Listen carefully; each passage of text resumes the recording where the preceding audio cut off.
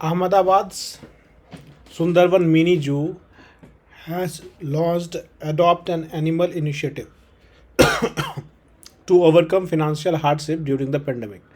Under this initiative, the adopter will bear monthly maintenance cost of the adopted animal. तो अहमदाबाद का जो ये सुंदरबन जू है उसने एक इनिशिएटिव लेकर आया है अडॉप्ट एन एनिमल इनिशिएटिव की जितने भी जानवर हैं उनमें से बोला गया है कि आप एक जानवर को आप अडॉप्ट कर लीजिए ताकि और आपको क्या करना पड़ेगा कि मंथली मेंटेनेंस कॉस्ट उसका लाना जो है उठाना पड़ेगा। तो अहमदाबाद के मिनी जू ने ऐसा किया है। अगला है कि खिजेदिया बर्ड सेंचुरी और Bakhira wildlife sanctuary from Uttar Pradesh was included in Ramsar list. With this, the number of wetland in India, including in the Ramsar list, has gone up to 49. तो रामसार लिस्ट में दो सेंचुरी को add किया गया है। गुजरात से हैं खिजेडिया बर्ड सेंचुरी और उत्तर प्रदेश के हैं बखेड़िया वाइल्ड लाइफ सेंचुरी। तो रामसार में जो है इंडिया से टोटल कितने हैं 49 हैं। बेसिकली रामसार लिस्ट में वैसे जो है सेंचुरीज़ को डाला जाता है जिसका कंजर्वेशन इम्पॉर्टेंट हो जाता है। इस कारण से हमने देख लिया कि 49 है अभी इंडिया में। अगला पॉइंटर है कि ऑन फरवरी 5 प्रधानमंत्री Narendra Modi unveiled 216 feet tall statue of the 11th century Bhakti saint Ramanujacharya in Hyderabad. It will be called statue of equality. Ideal is made up of panchaloha. Panchaloha मतलब gold, silver, copper, brass and zinc. तो क्या हुआ कि अभी ये सेंट रामानुजाचार्य का 216 feet लंबा स्टैचू अनवील किया गया है हैदराबाद में। इसको स्टैचू ऑफ इक्वालिटी भी बोलते हैं। तो क्वेश्चन बहुत इंपॉर्टेंट है ये स्टैचू ऑफ इक्वालिटी क्या है और इसको अनवील किसके द्वारा किया गया? नरेंद्र मोदी जी के द्वारा किया गया है। और ये बना हुआ है गोल्ड, सिल्वर, कॉपर, ब्रास और 5 जिंक से। ये 5 तत्व से बने हुए हैं, इसीलिए इसको क्या बोलते हैं? पंचसोला भी बोलते हैं। तो कहाँ पे स्टैचू ऑफ इक्वालिटी है? हैदराबाद में। अगला पॉइंटर है the tableau of Uttar Pradesh has been selected as the best tableau among the 12 states UTs which participated in the Republic Day parade on 26 January 2022। The tableau of Uttar Pradesh was based on the theme one district one product and Kashi Vishwanath Dham. तो 26 जनवरी में बहुत सारी झांकियाँ आई थी जिसमें से उत्तर प्रदेश की जो झांकी है उसको बेस्ट झांकी का अवार्ड मिला है। और ये जो थीम था इसका वन डिस्ट्रिक्ट वन प्रोडक्ट था और काशी विश्वनाथ धाम का इसका थीम था। अगला क्वेश्चन है कि India second and world third largest cricket stadium is being constructed at Jaipur in Rajasthan. At present, the Narendra Modi Stadium, Ahmedabad, is the largest cricket stadium in the world. तो भारत का दूसरा और दुनिया का तीसरा सबसे बड़ा क्रिकेट स्टेडियम कहाँ बन रहा है? जयपुर में। और नरेंद्र मोदी स्टेडियम कहाँ पे है? अहमदाबाद में है। ये दुनिया का सबसे बड़ा स्टेडियम। तो दुनिया का सबसे बड़ा स्टेडियम कहाँ पे है? क्रिकेट स्टेडियम अहमदाबाद में। क्या नाम है? नरेंद्र मोदी स्टेडियम। और भारत का दूसरा और वर्ल्ड का तीसरा जयपुर में बन रहा है। अगला है India's first biomass based hydrogen plant is being set up at Khandwa, Madhya Pradesh. It will produce 1 ton of hydrogen from 30 ton of biomass per day. तो इंडिया का पहला बायोमास बेस्ड हाइड्रोजन प्लांट मतलब बायोमास से हाइड्रोजन निकालेगा ये। और हाइड्रोजन जो है इट्स अ फ्यूल और इसका यूज जो होता है हर जगह ही होता है। फ्यूल इंडस्ट्री में हर जगह ही होता है। तो बायोमास से फ्यूल निकालने वाला जो प्लांट है वो कहाँ पे लगाया जा रहा है? खंडवा एमपी में। और 30 टन बायोमास से 1 टन हाइड्रोजन ये निकालेगा हर दिन। अगला पॉइंटर है प्रधानमंत्री Narendra Modi inaugurated Asia largest bio CNG plant Govardhan plant at Indore in Madhya Pradesh. It will have a capacity of 550 ton per day. तो एशिया का सबसे बड़ा बायो सीएनजी, अब सीएनजी बायो से सीएनजी बनेगा, कहाँ पे लाया जा रहा है? ये भी इंदौर में ही हो रहा है।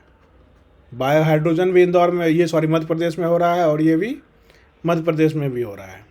तो बायोलॉजिकल वेस्ट से सीएनजी प्रोड्यूस किया जाएगा और ये भी फ्यूल की तरह यूज होता है जो एनवायरमेंटल फ्रेंडली है। अगला है India has become the first country in the world to introduce DNA vaccine called ZyCoV D against कोविड-19. Vaccine has been produced by Ahmedabad based Zydus Cadila company. तो भारत दुनिया का पहला कंट्री बन गया है डीएनए वैक्सीन। अब सारे जो इससे पहले थे सारे के सारे लगभग आरएनए वैक्सीन थे, तो दुनिया का सबसे पहला डीएनए वैक्सीन अगेंस्ट कोविड-19 क्या नाम है उसका? ज़ायकोविड डी। और किसने लाया है? भारत ने लाया है। और इस कौन सी कंपनी, ये कंपनी का नाम अक्सर पूछ देता है कि कौन सी कंपनी लेके आई है। तो ये डीएनए वैक्सीन लाने वाली कंपनी जो अहमदाबाद की कंपनी है, क्या नाम है? जायडस कैडिला कंपनी। तो ये ध्यान में रहना चाहिए। अगला पॉइंटर है the 9.02 kilometre long Atal tunnel was recognised as the longest highway tunnel in the world by the world book of records. It is located at an altitude of 10,000 feet in the eastern Pir Panjal range on Leh Manali highway. It passes through Rohtang Pass.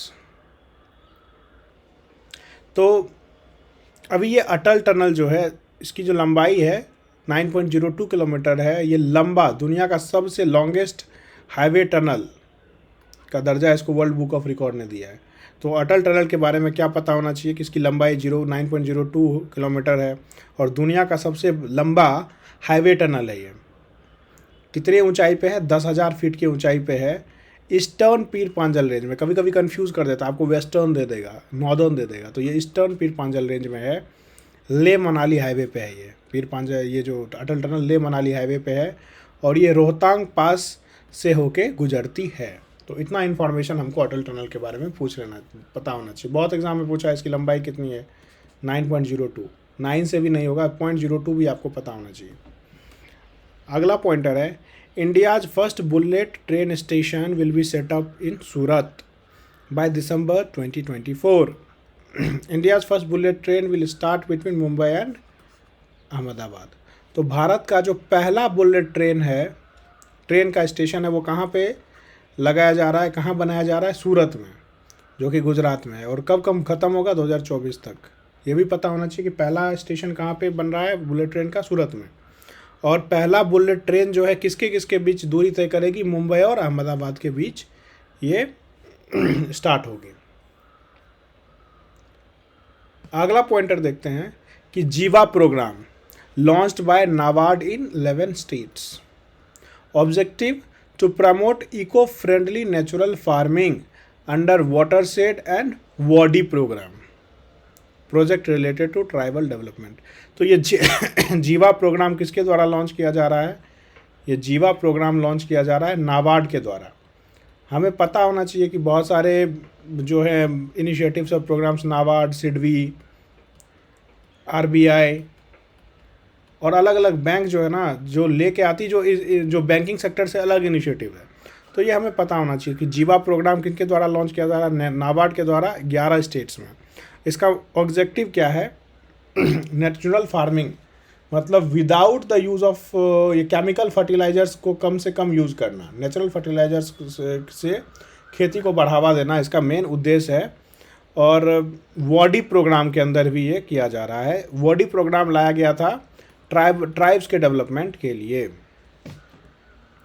अगला pointer है कि ये hope express is a kind of state of art Mosaic 3D radiation machine launched by health minister of Maharashtra. Hope express जो है basically एक machine है, ये 3D machine है, हेल्थ मिनिस्टर के द्वारा लॉन्च किया गया है। इसका मेन उद्देश्य है prevention of cancer in the state. तो होप एक्सप्रेस लग रहा है कि कोई स्टेशन है या कोई कुछ है, मगर ये क्या है? 3D मशीन है। ये मशीन है जो कि क्या करेगा? Prevention of cancer in the state, Maharashtra पे।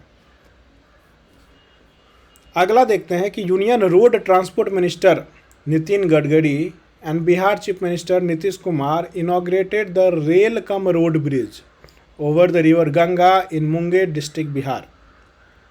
Bridge is built on NS 333B and total length of the project is 14.5 kilometre. तो अभी नितिन गडकरी जी जो मिनिस्ट्री ऑफ रोड ट्रांसपोर्ट के मिनिस्टर हैं और चीफ मिनिस्टर नरेंद्र कुमार ने नीतीश कुमार ने रेल कम रोड ब्रिज लाया है गंगा रिवर के ऊपर मुंगेर डिस्ट्रिक्ट में। बेसिकली क्या होता है कि रेल कम रोड ब्रिज में ऊपर से रोड रहता है और नीचे जो रहता है पटरी बिछाई रहती है, तो नीचे से ट्रेन जाएगा और ऊपर जो है व्हीकल्स के लिए रास्ता रहता है। तो गंगा नदी पे ऐसा बनाया जा रहा है। और कौन से NH पे बताया जा रहा है? NH 333B, और इसका लेंथ जो होगा 14 किलोमीटर, कुल लंबाई इसका रेल कम रोड ब्रिज का 14 किलोमीटर होगा। अगला है the minister of railway has approved the setting of India का largest wrestling academy in Kishanganj Delhi to promote wrestling. अब रेसलिंग प्रमोट करने के लिए स्पोर्ट्स मिनिस्ट्री नहीं, रेल मिनिस्ट्री ला रही है ये रेसलिंग अकेडमी, जो कि इंडिया का सबसे लंबा बड़ा रेसलिंग अकेडमी होगा। कहाँ लाया जा रहा है? किशनगंज में लाया जा रहा है। इससे ये क्या करेगी? रेसलिंग को, कुश्ती को प्रमोट करने के लिए रेलवे मिनिस्ट्री लेके आ रही है, ये हमें पता होना चाहिए। अगला पॉइंटर है मारू महोत्सव was organized at Jaisalmer in Rajasthan from फरवरी 13 से 16। Under this regional folk dances were displayed। तो ये मारू महोत्सव है, कहाँ मनाया गया है? जैसलमेर राजस्थान के डिस्ट्रिक्ट में। और इसके अंदर में होता क्या है कि जितने भी ये देख रहे हैं डांसेस वगैरह है, मारू महोत्सव में डांस, जितने भी फोल्क डांस हैं राजस्थान के, उसको जो है क्या किया जाता है, इसमें डिस्प्ले किया जाता है। और एक मांडू फेस्टिवल भी होता है, वो कहाँ होता है? मध्य प्रदेश में। तो जो अलग अलग फेस्टिवल जो है एग्ज़ाम में पूछता है, तो मारू महोत्सव कहाँ पे होता है? राजस्थान में। और मांडू फेस्टिवल कहाँ होता है? मध्य प्रदेश में मांडू महोत्सव होता है। अगला पॉइंटर है कि Mizoram jatra festival, Medaram jatra festival was organised by the Koya tribe in Telangana from February 16 से 19। For this 2.26 crore was allocated by Union Minister of Tribal Affairs, second largest fair in Asia। तो ये मेजोरम जत्रा फेस्टिवल जो है ये कौन से ट्राइब के बारे में मनाती है? इसको कोया ट्राइब मनाती है। कहाँ पे? तेलंगाना में मनाया जाता है ये। और इसके लिए 2.25 करोड़ 2.6 करोड़ जो है एलोकेट किया गया था ट्राइबल अफेयर के द्वारा। सेकेंड लार्जेस्ट फेयर है, बेसिकली सेकेंड लार्जेस्ट फेयर है। और पहला कौन है? कुंभ मेला। कुंभ का जो मेला है उसकी जो गैदरिंग होती है वो दुनिया की मतलब सबसे बड़ी गैदरिंग होती है। दूसरा क्या है? यही है मेजोरम जत्रा। और ये ट्राइब भी पता होना चाहिए, कौन से ट्राइब मनाते हैं? कोया ट्राइब मनाते हैं। कहाँ मनाते हैं? तेलंगाना में मनाया जाता है। सेकेंड लार्जेस्ट फेयर है ये। देख रहे हैं सारी गैदरिंग, जो इतनी ज़्यादा लोगों की गैदरिंग हुई है यहाँ पे। अगला पॉइंटर है the new India literacy program for the period 22 से 27 was launched by ministry of education. New India literacy program जो है लॉन्च किया गया है मिनिस्ट्री ऑफ एजुकेशन के द्वारा to promote adult education. The government has transformed adult education into education for all. अब देखिए नया भारत का लिटरेसी प्रोग्राम है ये 2022 से 27 तक के लिए लाया गया है। तो एडल्ट एजुकेशन, पहले हम प्राइमरी एजुकेशन पे फोकस करते थे, अब एडल्ट एजुकेशन पे हम फोकस कर रहे हैं। गवर्नमेंट फोकस कर रही है कि इनटू एजुकेशन फॉर ऑल किया जा रहा है। अगला पॉइंटर है India's ayurvedic company Dabur India has become India first plastic waste neutral company. It achieved this feat by recycling about 27,000 megaton of plastic waste during the year 21-22। तो Dabur India जो है अब इंडिया का पहला प्लास्टिक वेस्ट न्यूट्रल कंपनी हो गया है। मतलब जितना प्लास्टिक वो यूज़ करती है अपने पैकिंग में, उससे ज़्यादा वो क्या करती है? रिसाइकिल भी कर रही है। इसीलिए ये जो है पहली प्लास्टिक न्यूट्रल कंपनी हो रही है, जितना यूज़ करती है उतना रिसाइकिल कर लेती है। तो डाबर इंडिया का पहला प्लास्टिक न्यूट्रल कंपनी कौन बन गया है? डाबर बन गया। और उसने कितना 27,000 मेगाटन ऑफ प्लास्टिक वेस्ट 2021-22 में उसने रिसाइकल किया है। अगला है कि union minister of power R K. Singh ये has set a target of zero diesel use and use of renewable energy in agriculture in India by 2024। तो union power minister R K. Singh का ने टारगेट रखा है कि जीरो मतलब डीजल का एग्रीकल्चर के लिए जो है, एग्रीकल्चर के लिए डीजल का यूज जीरो रहेगा। 2024 तक जो है डीजल ख़त्म ही कर देंगे, एग्रीकल्चर में यूज़ ही नहीं करेंगे। तो क्या करेंगे यूज़, हम रिन्यूएबल एनर्जी यूज़ करेंगे। और यूनियन मिनिस्टर ये कौन है, ये आर.के. सिंह है। नाम हमें पता होना चाहिए कि रिन्यूएबल एनर्जी मिनिस्टर कौन है। रिन्यूएबल एनर्जी मिनिस्टर कौन है, आर.के. सिंह है, ये भी हमें पता होना चाहिए। अगला है, Rajasthan stood first in term of solar power based electrification of a हाउस होल्ड अंडर द सौभाग्य स्कीम।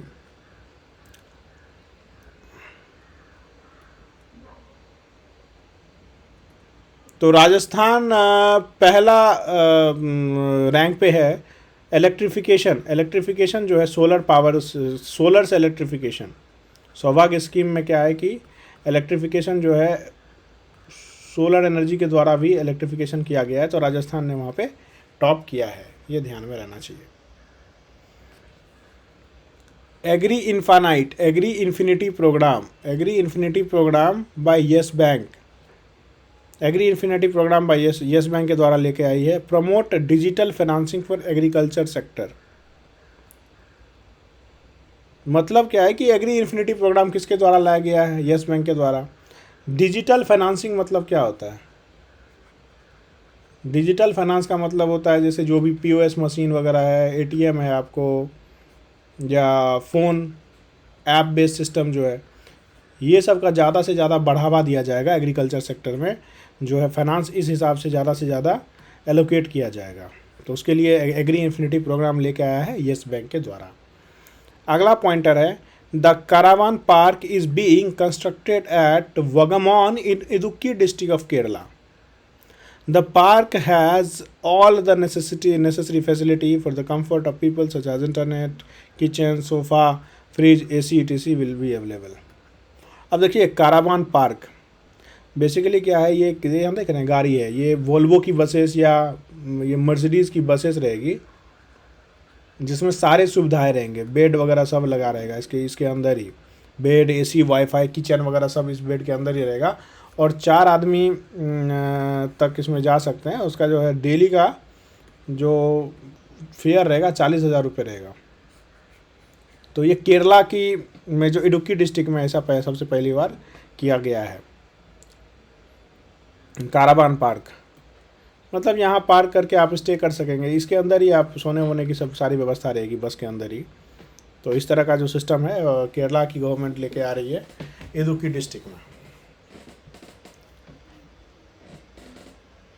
अगला देखते हैं, the Assam government launched India's first night navigation mobile application for ferry services on Brahmaputra river in Guwahati. The first journey of night with this navigation system was made between Guwahati and north Guwahati. अब night navigation mobile system है, basically ये जो navigation mobile application है, ये app लाया जा रहा है। इस ऐप में क्या होगा, ढेर सारे संपर्क जैसे कंपास वगैरह रहेगा, ताकि ये ब्रह्मपुत्रा रिवर में जो है रात में भी जो है नौका विहार वगैरह किया जा सकता है। सारी इन्फॉर्मेशन रहेगी ब्रह्मपुत्रा रिवर के बारे में, या कंपास वगैरह रहेगी, ताकि जो है ये सुविधाजनक हो या दिक्कतें कम हो मछुआरों को। तो असम गवर्नमेंट ने लेकर के आई है नाइट नेविगेशन मोबाइल एप्लीकेशन फेरी सर्विसेज के लिए, ये पता होना चाहिए। अगला पॉइंटर है कि Indian railways will construct India's first cable stayed railway bridge over Anji river in Reasi district of Jammu and Kashmir. Bridge will be constructed under Udhampur Srinagar Baramulla rail link project, height of 331 metre. भारत का पहला केबल स्टेड रेलवे ब्रिज, मतलब ये cable के through इनको बनाया जाएगा। Railway bridge को कहाँ बनाया जा रहा है, अंजी रिवर पे बनाया जा रहा है। कहाँ पे, जम्मू एंड कश्मीर में। और इस रेल लिंक प्रोजेक्ट के अंदर Udhampur Srinagar rail link project के अंदर बनाया जा रहा है। कौन बना रहा है, इंडियन रेलवे बना रहा है। तो ये इतना पता होना चाहिए, अंजी रिवर पता होना चाहिए, रेलवे पता होना चाहिए, और इंडिया का पहला केबल स्टेड रेलवे ब्रिज है, ये भी पता होना चाहिए। अगला देखते हैं कि prime minister Narendra Modi launched किसान ड्रोन यात्रा, an initiative of Garuda aerospace limited for spraying pesticides in the field in several states of India. Under this 100 Kishan drones has been installed in 100 villages, 16 states of India. तो किसान drone यात्रा लेके आए हैं प्रधानमंत्री Modi ji pesticide spray करने के लिए. देख रहे हैं खेत में जो है ड्रोन के थ्रू क्या हो रहा है, पेस्टिसाइड स्प्रे किया जा रहा है. इसमें क्या किया गया है इस इनिशिएटिव में, 100 ड्रोन्स को एम्प्लॉय किया गया है 16 स्टेट्स में, 100 विलेजेस, 100 ड्रोन्स 100 विलेजेस में ये स्प्रे करेगा, खेतों में पेस्टिसाइड्स करने के लिए स्प्रे करेगा 16 डिस्ट्रिक्ट्स में. तो किसान ड्रोन यात्रा भी हमें समझ में आ गया. अगला है the union ministry of culture and the archaeological survey of India organised a 2-day international conference Devayatanam भारतीय मंदिर architecture at Hampi Karnataka. It aims to preserve Indian cultural heritage. जो संस्कृति को संरक्षण करने के लिए, भारत की जो संस्कृति है उसको संरक्षण करने के लिए ये 2 दिन का इवेंट लाया गया. कहाँ पे? हम्पी में लाया गया था. हम्पी कहाँ पे है? कर्नाटका में है. और कौन लाया था ये यूनियन मिनिस्ट्री ऑफ कल्चर और आर्कियोलॉजिकल सर्वे ऑफ इंडिया दोनों मिल करके इस इनिशिएटिव को लाई थी. क्या नाम था उसका? देवयातनम भारतीय मंदिर architecture. Basically, it was nothing but to promote the Indian cultural heritage. अगला पॉइंटर है the Delhi cabinet has approved the setting up of India's first electronic waste eco park. Park will recycle e waste in safe manner. तो Delhi cabinet अभी approve की है कि पहला electronic waste WAST, तो electronic waste eco park है जहाँ पे क्या किया जाएगा, जितने भी ई वेस्ट हैं, ई वेस्ट मतलब क्या, ऐसे आपके घर में बहुत सारे फ़ोन हैं जो ख़राब हो गए होंगे, बल्ब होगा, ये सब क्या है, इलेक्ट्रॉनिक से. फ़ोन हो गया, मान लीजिए कोई भी स्टेपलाइज़र वगैरह ख़राब हो जाता है, फिर भी हम घर में रखे रहते हैं, तो इसका यूटिलाइज करके ना इसको रिसाइकिल किया जाता. नहीं तो ये ई वेस्ट जो भी चीज़ जो बिजली से चलती है या जिसमें बैटरी लगता है, अगर वो ख़राब हो गया ना, तो उसके लिए दिल्ली गवर्नमेंट ये लेके आई है ताकि उसका रिसाइकिल कर सकते हैं. तो हेल्थ हैजार्ड वगैरह ये सबसे बहुत ज़्यादा हो सकता है. अगला पॉइंटर है the 45th international Calcutta book fair was launched on February 28. The focus country in this year was Bangladesh. अब 45वां इंटरनेशनल कलकत्ता बुक फेयर हुआ था. बुक फेयर में हर तरह की बुक्स को एक जगह पे लाया जाता है और आप जाके बुक खरीद सकते हैं, पढ़ सकते हैं. तो इंटरनेशनल बुक फेयर लॉन्च किया गया था 28 फरवरी को.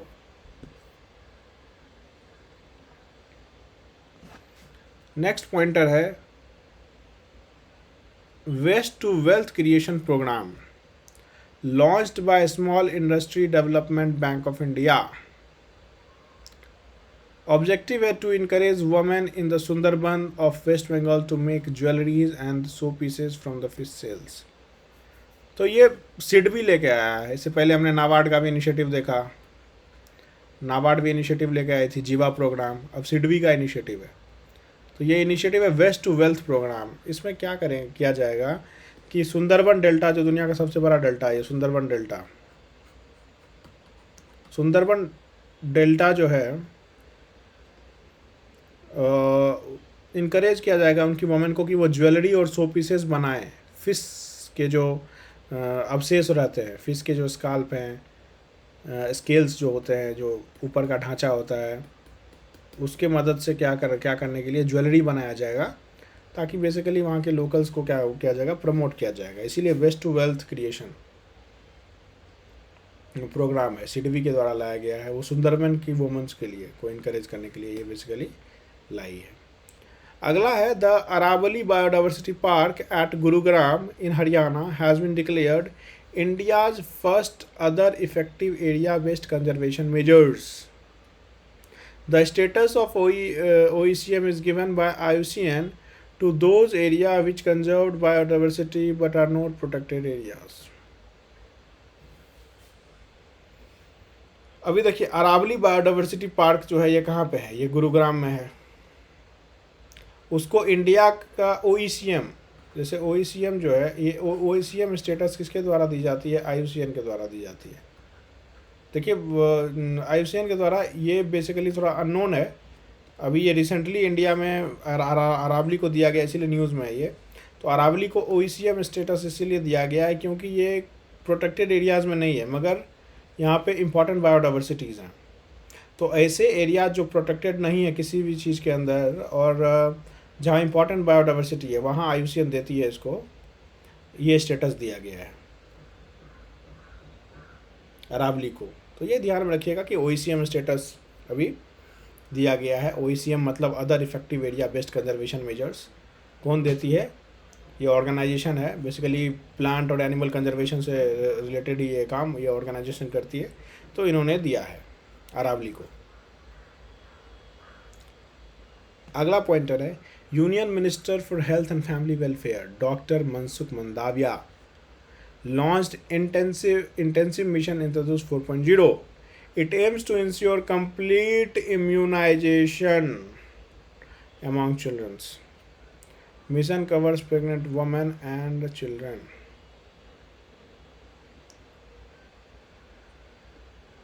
तो ये मनसुख मंदाविया जी हैं, union ministry of health and family welfare, इन्होंने लाया है 4.0। तो कंप्लीट इम्यूनाइजेशन बच्चों को जो इनिशियली बहुत सारे वैक्सीन दिए जाते हैं, डिप्थेरिया, वोपिंग कफ, टीबी, इन सब से रिलेटेड जो दिए जाते हैं, तो बेसिकली उनको बढ़ावा देने के लिए ही ये लाया गया है। और इस इनिशिएटिव जो है इंद्रधनुष 4.0 में प्रेग्नेंट वुमेन एंड चिल्ड्रंस हैं। The world's largest igloo cafe has been open at Gulmarg in Jammu and Kashmir. The cafe is made up of ice, which is called snow glue. It has a height of 37.5 feet and width of 44.5 feet. तो दुनिया का सबसे बड़ा इग्लू cafe कहाँ पे बनाया गया है? जम्मू कश्मीर के गुलमर्ग में बनाया गया है। और ये इग्लू कैफ़े यहाँ देखिए, इसका फ़ोटो देख सकते हैं इग्लू कैफ़े का। ये बर्फ़ से ही बना हुआ है पूरा, और इस बर्फ़ को स्नो ग्लू बोलते हैं। हाइट इसका कुछ 37.5 फीट है और विड्थ है 44.5 फीट। गुलमर्ग में है ये। अगला पॉइंटर है, Jammu and Kashmir has become the first union territory to join the single window clearance system. Through this industrial services has been made online so that investor can apply for businesses. देखिए, कोई business के लिए पहले apply करने के लिए किसी investors को मल्टीपल चैनल के थ्रू गुजरना पड़ता था।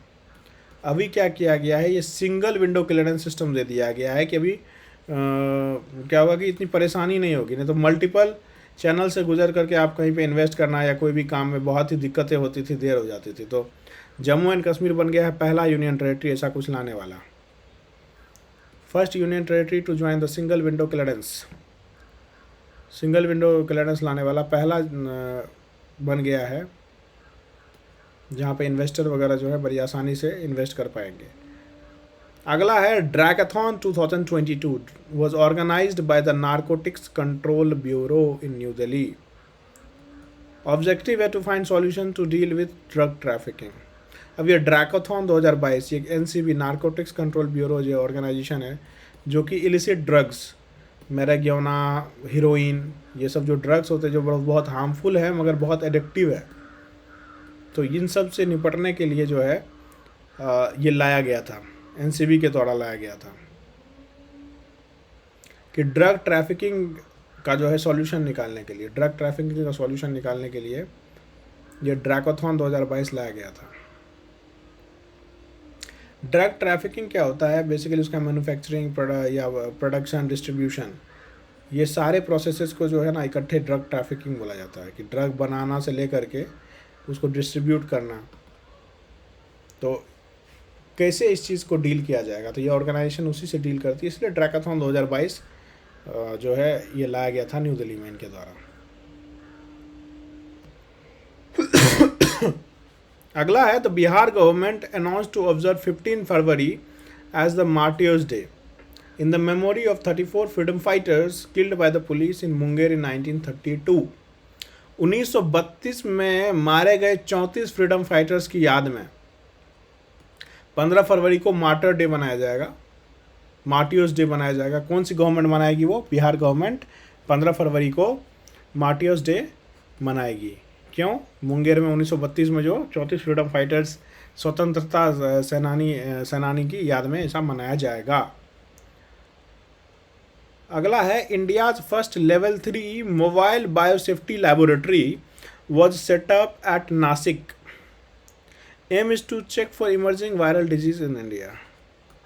अब देखिए, मोबाइल सेफ्टी लेबोरेटरी, ये लैब टाइप मतलब मोबाइल है, मतलब एक ट्रक पे लेबोरेटरी इंस्टॉल कर दिया है और यहाँ पे ये मोबाइल रहेगा, मतलब मूव करता रहेगा ये। तो लेवल 3 मतलब ये एयर से जो फैलने वाली बीमारियाँ होती है उसके बारे में ये चेक करेगा। मान लीजिए कोई मरीज़ ये कहीं पे लगा दिया, ठीक है, वहाँ कोई मरीज़ आया तो मरीज़ की बॉडी से सैंपल लिया जाएगा और ऑन साइट ही उसको चेक किया जाएगा इसका क्यों हुआ है ये बीमारी। तो इमर्जिंग वायरल डिजीजेस, बहुत सारे वायरसेस के कारण आजकल बीमारियां हो रही है जो हवा से फैलती है, तो उसके लिए ये इंडिया का पहला लाया गया है, ये महाराष्ट्र में नासिक में लाया गया है, मोबाइल बायोसेफ्टी लेबोरेटरी लाया गया है। आगे हम लाएंगे तो पहला याद रखना चाहिए हमें कि नासिक में लाया गया है वायरल डिजीज से निपटने के लिए, ताकि वो किसी भी जगह पे ऑन साइट ही उसके बारे में पता हमें चल सके।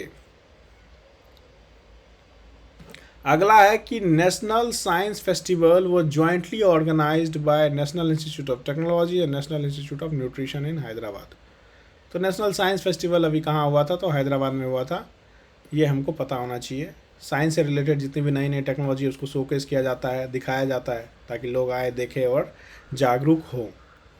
प्रोजेक्ट आरोहण, the Assam government will launch the 4-year program in collaboration with Tata Group. It aims to guide a student and improve their skills. तो प्रोजेक्ट आरोहण जो है असम गवर्नमेंट और टाटा ग्रुप मिल करके ला रही है। ये 4 साल का प्रोजेक्ट होने वाला है। बेसिकली प्रोजेक्ट आरोहण में विद्यार्थियों के लिए है, इम्प्रूव करने के लिए उसके स्किल इम्प्रूवमेंट के लिए कुछ क्लासेस, कोर्सेज और ये सब स्टूडेंट्स को के लिए लाया जाएगा। अगला पॉइंटर है, the world economic forum and the national institute of urban affairs launch sustainable city India programme. Under this 5 to 7 cities of India will decarbonise in 2 years। तो WEF और NIUA दोनों मिल करके क्या ला रही है? सस्टेनेबल सिटी इंडिया प्रोग्राम, जिसमें 5 से 7 cities को क्या किया जाएगा? डिकार्बोनाइज किया जाएगा। डिकार्बोनाइजेशन मतलब कार्बन फुटप्रिंट को, CO2 वगैरह को कम करना। इस सिटीज़ में कार्बन फुटप्रिंट को जो है ना कम करना। जहाँ पे भी ये CO2 आ रहा है, ये सब दिमाग लगाना कि कैसे कम होगा, व्हीकिल या इंडस्ट्री से कैसे ये कम से कम निकलेगी, क्या करना चाहिए, नहीं करना चाहिए। तो इन सब से रिलेटेड जो है प्रोग्राम के अंदर 5 से 7 सिटीज़ को डिकार्बोनाइज करेंगे अगले 2 साल में WF प्लस NIU मिल के। The first solar power plant of Indian railway has been launched in Madhya Pradesh, capacity 1.7 megawatt. तो सोलर पावर प्लांट पहला रेलवे का कहाँ पे हुआ है, कहाँ पे इंस्टॉल किया गया? मध्य प्रदेश में। इसकी कैपेसिटी क्या होगी? 1.7 मेगावाट की कैपेसिटी होगी इसकी। अगला है, for the first time in India the ocean 2022 conference was organised by IIT Madras and national institute of ocean technology. पहली बार it is a biennial program of global marine researchers. Its objective is to discuss about tackling marine pollutions, climate change, weather uncertainty. The theme is inspire, innovation, sustain. पहली बार India में ocean 2022 conference launch किया गया है IIT Madras के द्वारा और NIOT के द्वारा। IIT मद्रास प्लस NIOT के द्वारा क्या लॉन्च किया गया है? Ocean conference. ये बायनियल प्रोग्राम है। इसमें मैराइन रिसर्चर्स होते हैं, पानी के अंदर जो रिसर्च करते हैं, उनके द्वारा किया गया है। Marine pollution, climate change, weather research. Theme है इसका इंस्पायर, इनोवेशन, सस्टेन। नेक्स्ट है, the ministry of education has extended the duration of Rashtriya Uchchatar Shiksha Abhiyan till 2026। It was launched in 2013 with the objective of funding higher education institutions. ये जो रूसा है, राष्ट्रीय उच्चतर शिक्षा अभियान जो है, इसको 2013 में लाया गया था। हायर एजुकेशन इंस्टीट्यूशन जैसे आईआईटीज़ है, एम्स है, आईआईएम्स है, इनको फंडिंग करता है इनकी इस स्कीम के द्वारा, ताकि ज़्यादा से ज़्यादा एजुकेशन पे, हायर एजुकेशन को प्रमोट किया जा सकता है। तो इसकी जो समय सीमा भी 2026 तक एक्सटेंड कर दी गई है कि 2026 तक जो है आपको फंडिंग मिलेगी। कब 2013 में ही लॉन्च किया गया था।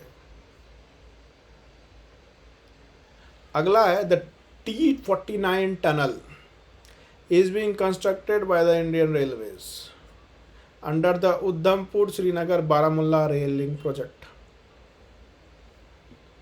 which will be longest tunnel in India. The length of the tunnel is 12.758 kilometre. ये T49 टनल जो है इंडियन रेलवे के द्वारा कंस्ट्रक्ट किया जाएगा।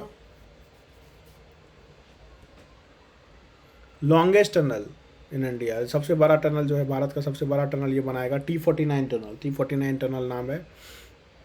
ये कौन बना रहा है? रेलवे मिनिस्टर, इंडियन रेलवेज बना रही है इसको। उधमपुर श्रीनगर बारामूला रेल लिंक के अंदर, और इसकी जो लंबाई है 12.758 किलोमीटर। ये याद रखिएगा, 12.758 किलोमीटर। डिजिट्स भी पूछता है, 12.758। भारत की सबसे लंबी टनल सुरंग बन जा रही है, लॉन्गेस्ट टनल बनेगी है। अगला है the ministry of state for culture parliamentary affairs minister Arjun Ram Meghwal organised India's first student career counselling 2022 in Bikaner. More than 1 lakh students participated in this program. A training program for students and teachers was also organized here. अब ये अर्जुन राम मेघवाल जी जो हैं, ये counselling लाए थे 2022 का, counselling of 2022 in Bikaner. 1 lakh से ज़्यादा स्टूडेंट्स ने बेसिकली कैरियर काउंसलिंग किए थे ये बीकानेर में, जिसमें 1 लाख से ज़्यादा स्टूडेंट्स ने पार्टिसिपेट किया था। मतलब ये 12th के बाद या ग्रेजुएशन के बाद कौन सा स्ट्रीम लिया जाए, क्या लिया जाए, स्टूडेंट बहुत कंफ्यूज होते हैं, इसीलिए वो कैरियर काउंसलिंग करते हैं। तो इन्होंने किया था, अर्जुन मेघवाल ने, बीकानेर में 1 लाख से ज़्यादा स्टूडेंट का पार्टिसिपेशन था। अगला है the Delhi police has become the first police force in the country to launch smart card arms licence. Under this a smart card will now have to be kept with oneself in place of a heavy arms license booklet. A शस्त्र app has also been introduced for this. अभी Delhi police जो है पहली police force बन गई है country में जो स्मार्ट कार्ड देगी। पहले देखिए, लाइसेंस, आर्म्स लाइसेंस के लिए जो है बहुत सारे पेजेस के डॉक्यूमेंट होते हैं, बहुत सारे पेजेस के एक बुक टाइप ही होता है आर्म्स लाइसेंस। अगर आप गन वगैरह रखते हैं, लाइसेंस ही बंदूक बोलते हैं ना, तो लाइसेंस जो होता है ना बहुत मोटा सा होता है, बहुत सारे पेजेस होते हैं उसमें। तो दिल्ली गवर्नमेंट अभी एक स्मार्ट कार्ड लेके आई है।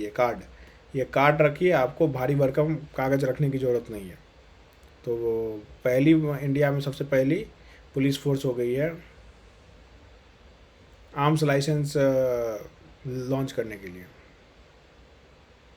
शस्त्र ऐप भी लॉन्च किया गया है इसके लिए। World largest bell is being constructed on Chambal river front in Rajasthan. 82,000 kilo का घंटी, ये देख रहे हैं, घंटी बनाया जा रहा है। दुनिया का सबसे बड़ा 2,000 kg का बेल बनाया जा रहा है। कहाँ बनाया जा रहा है? ये राजस्थान में चंबल रिवर फ्रंट पे ये बनाया जा रहा है।